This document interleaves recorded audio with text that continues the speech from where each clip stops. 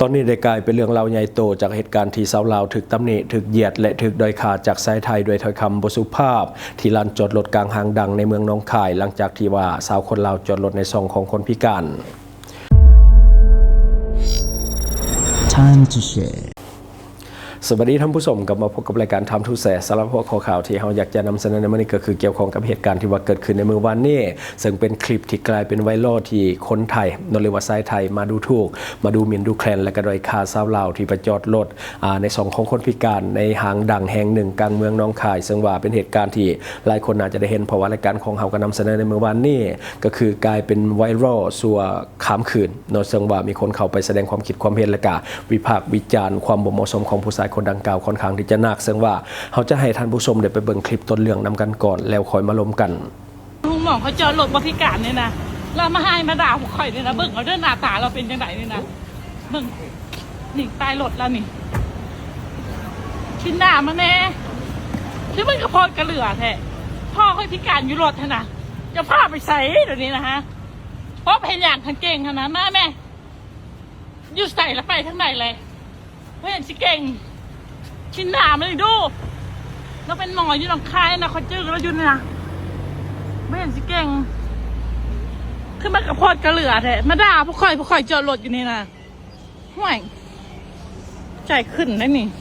และที่ผ่านไปก็คือคลิปต้นเรื่องเนาะซึ่งว่าทั้งหมดมันจะมี2คลิปแต่ว่าเขาจะให้เบิ่งคลิปหนึ่งก่อนนอนรายการอีกคลิปหนึ่งเขาจะเปิดในช่วงท้ายของรายการเป็นคลิปที่อธิบายว่าในรถคันดังกล่าวมันมีคนพิการนั่งมานำแท้เป็นอย่างจึงไปจอดใน2คนพิการซึ่งว่าชายไทยคนดังกล่าวได้เข้าไปตำหนิเลยโดยที่ว่าบ่ได้เบิ่งให้ละเอียดว่าในรถนั้นมันมีคนพิการมานำแท้หรือบ่โดยที่ว่าบ่เบิ่งหน้าเบิ่งหลังแล้วก็เข้าไปตำหนิติเตียนด้อยค่าผู้สาวคนดังกล่าวก็คือเป็นคนลาวส่วนหนึ่งก็คงเห็นว่าป้ายทะเบียนรถคันดังกล่าวเป็นป้ายของลาวก็เลยอยากจะเข้าไปตำหนิเป็นทุนเดิมอยู่แล้วมันมีแท้ก็คนที่ว่ามักเหยียดคนลาวเวลาขามไปเที่ยวอยู่ไทยโดยเฉพาะเวลาเห็นรถคนลาวอย่างต่างๆและชายคนนี้ก็คงเป็นหนึ่งในนั้นคือกันเนาะที่ว่าอาจจะบ่มักคนลาวปานใดอยู่แล้วหลังจากที่ชายคนนั้นได้ฮู้แล้วว่าตนเองได้เฮ็ดผิดพลาดไปแล้วเพราะว่าในนั้นมันมีคนพิการนั่งอยู่ในรถแท้เขาจึงไปจอดในซองของคนพิการหลังจากที่ว่าตัวเองเห็นแล้วก็บ่ได้สำนึกอย่างบ่ได้ขอโทษแทนที่จะขอโทษหรือว่าแสดงความรับผิดชอบกับพฤติกรรมนิสัยเสียของตนเองกับเลือกที่จะเดินหนีแบบหน้าตาเสยแบบบ่มีหยังเกิดขึ้นก็คือเว้าลอยๆไปละกาอย่างนี้เนาะซึ่งว่า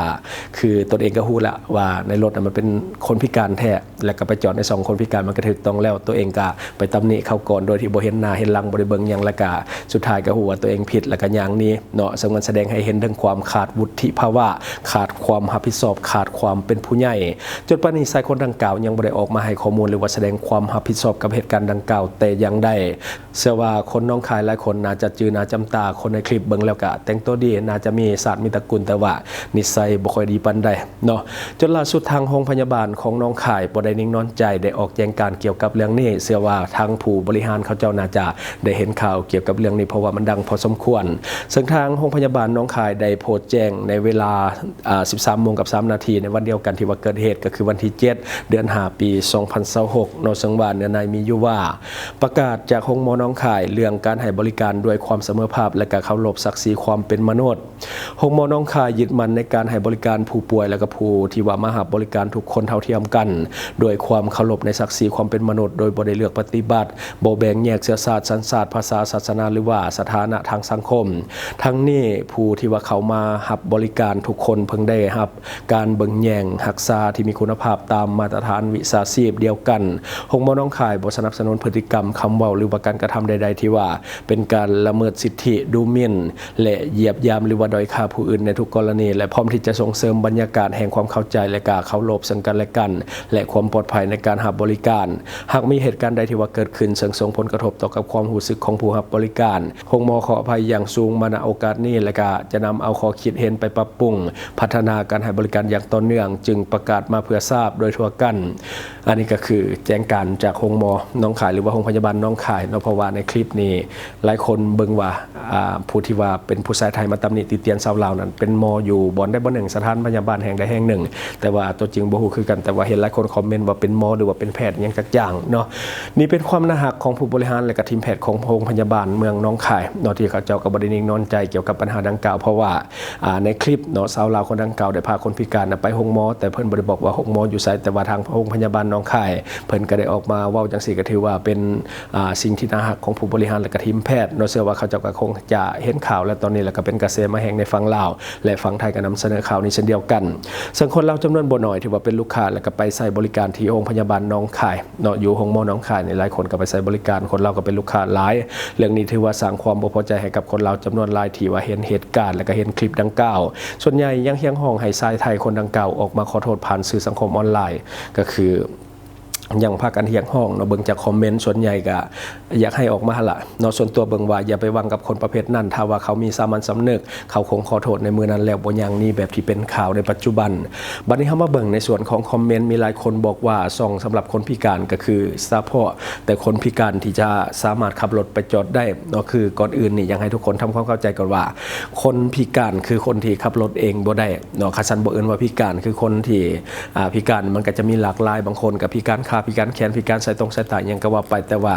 โดยพื้นฐานแล้วคนพิการส่วนใหญ่จะขับรถบ่ค่อยได้ฉะนั้นต้องแม่นญาติพี่น้องหรือว่าคนใกล้ชิดต้องได้ขับไปแทนบ่แม่นว่าไปจอดส่งคนพิการแล้วต้องแม่นคนพิการขับเองคนที่ว่าเป็นญาติพี่น้องก็ขับได้คือกันขอแต่ว่ามีคนพิการที่ว่าอยู่ในรถบางคนบอกว่า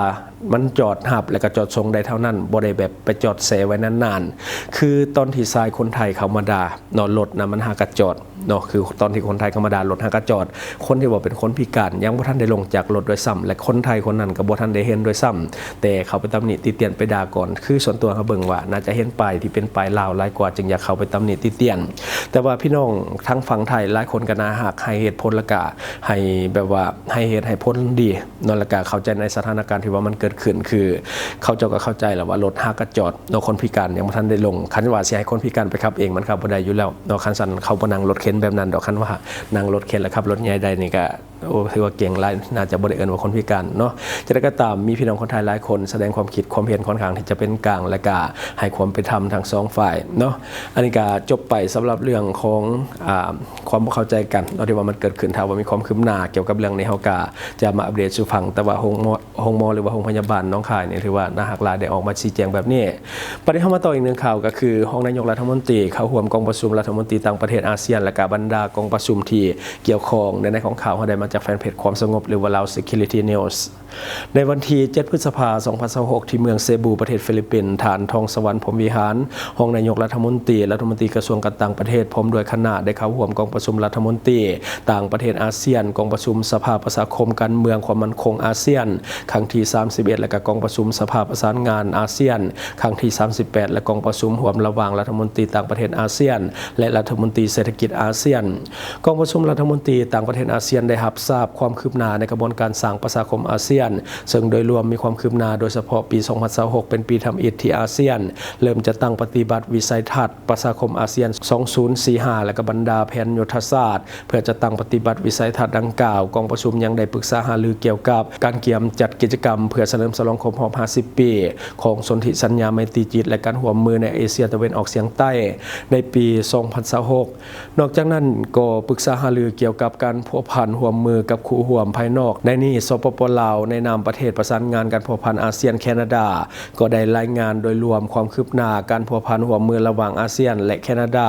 โดยเฉพาะความคืบหน้าการเจรจาหางแผนปฏิบัติงานอาเซียนแคนาดาฉบับใหม่สำหรับปี 2026 หาปี 2030 กองประชุมสภาประชาคมการเมืองความมั่นคงอาเซียนครั้งที่ 31 ได้รับทราบความคืบหน้าการจัดตั้งปฏิบัติเวียกงานและกิจกรรมของบรรดาคณะกรรมการภายใต้เสาคำประชาคมการเมืองความมั่นคงอาเซียนเป็นต้นแม่นการร่วมมือในเวียกงานการต้านอาชญากรรมข้ามชาติป้องกันประเทศกฎหมายสิทธิมนุษย์สนธิสัญญาว่าด้วยเขตปลอดอาวุธนิวเคลียร์ในเอเชียตะวันออกเฉียงใต้การจัดตั้งปฏิบัติหาข้อตกลงของผู้นำอาเซียนเกี่ยวกับเมียนมาและอื่นๆกองประชุมยังได้รับทราบความคืบหน้าการจัดตั้งปฏิบัติแผนยุทธศาสตร์ประชาคมการเมืองความมั่นคงอาเซียนภายใต้วิสัยทัศน์ประชาคมอาเซียน 2045 ซึ่งได้เริ่มจัดตั้งปฏิบัตินับตั้งแต่ต้นปี 2026 กองประชุมสภาประสานงานอาเซียนครั้งที่ 38 รับทราบการกระเกียมให้แก่กองประชุมสุดยอดอาเซียนครั้งที่ 48 และบรรดากองประชุมที่เกี่ยวข้องเป็นต้นแม่นแผนการเคลื่อนไหวหัวข้อปรึกษาหารือขั้นตอนการดำเนินกองประชุมและบัญชีเอกสารผลของการประชุมสุดยอดพร้อมนั้นกองประชุมได้ ได้รับรองและรับทราบบทรายงานต่างๆเป็นต้นแม่นบทรายงานของเลขาธิการใหญ่อาเซียนเกี่ยวกับเวียกงานอาเซียนบทรายงานกองประชุมสภาประชาคมการเมืองความมั่นคงอาเซียนครั้งที่31บทรายงานกองประชุมสภาสมาคมเศรษฐกิจอาเซียนครั้งที่27และบทรายงานกองประชุมสภาสมาคมวัฒนธรรมสังคมครั้งที่35และก็บรรดาบทรายงานที่เกี่ยวข้องเพื่อนำเสนอต่อกองประชุมสุดยอดอาเซียนครั้งที่48สำหรับกองประชุมร่วมระหว่างรัฐมนตรีต่างประเทศอาเซียนและรัฐมนตรีเศรษฐกิจอาเซียนกองประชุมได้แลกเปลี่ยนความคิดความเห็นเกี่ยวกับผลกระทบที่ว่าเกิดขึ้นจากสภาพการในตะวันออกกลางโดยเฉพาะแม่นผลกระทบทั้งด้านพลังงานและการเสบียงอาหารกองประชุมยังได้ปรึกษาหารือเกี่ยวกับทิศทางต่อหน้าและการมาตรการรีบด่วนเพื่อที่จะแก้ไขผลกระทบที่เกิดขึ้นและเพื่อเป็นการกระเกียมความพร้อมรับมือต่อวิกฤตที่อาจจะเกิดขึ้นในอนาคตในตอนท้ายกองประชุมได้เห็นดีต่อเนื้อในของแถลงการณ์ของผู้นำอาเซียนว่าด้วยการรับมือกับวิกฤตการณ์ในตะวันออกกลางเพื่อนำเสนอให้แก่ผู้นำอาเซียนพิจารณารับรองในกองประชุมสุดยอดอาเซียนครั้งที่48อันนี้คือเนื้อในของข่าวและทั้งหมดก็คือสิ่งที่เราเก็บมาเล่าสู่ฟังหวังว่าท่านจะได้รับสาระดีๆสำหรับท่านที่ว่าเบิ่งรายการเฮาอยู่คิดเห็นจะได้กับสิ่งที่ว่านำเสนอไปก็อย่าลืมฝากไว้ภายใต้คอมเมนต์ของเฮาและข้าพเจ้าจะเข้าไปอ่านด้วยตนเองขอขอบใจสนใจโฆษณาประชาสัมพันธ์ธุรกิจและผลิตภัณฑ์ของท่านผ่านรายการของเฮาสนใจติดต่อตามข้อมูลที่ขึ้นหน้าจอในปัจจุบันได้เลย